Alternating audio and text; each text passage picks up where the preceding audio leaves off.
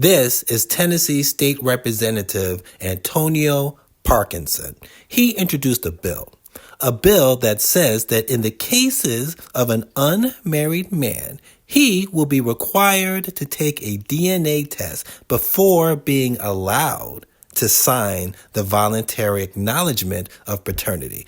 Basically, before being allowed to put his name on the birth certificate, he should have to first prove paternity.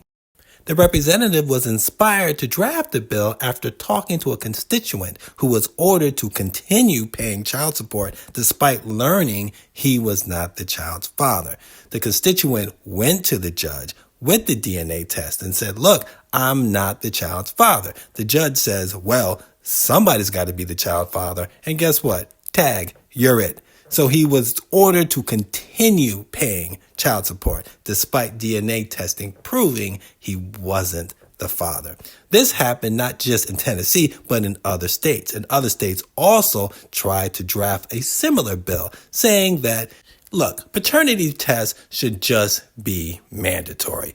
We should make laws that are representative of the age we're living in today. We live in an age today where men are sleeping with multiple women. But guess what? Women are sleeping with multiple men. So it's quite possible some women might not even know who the father is.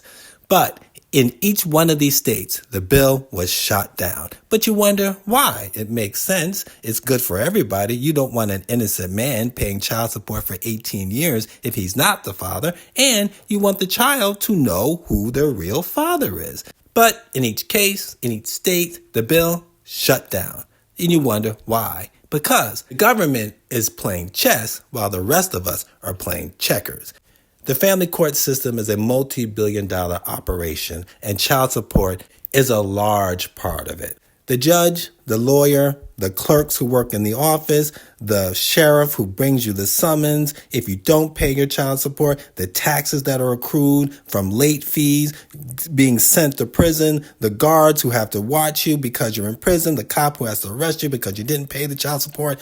All of this is a multi-billion-dollar operation. And they're not going to let something like who is the real father stand in the way of the money they're making. Also, like I said, there could be situations where the woman doesn't know who the father is, which means that woman, that child, doesn't have a father, which means now this woman may need services. She may need welfare. She may need food stamps. She may need Section 8. That drains money from the government. Also, the man who she chooses to be the father might be the more financially stable man, which means if she brings him to child support, they have more of a chance of the government getting their money.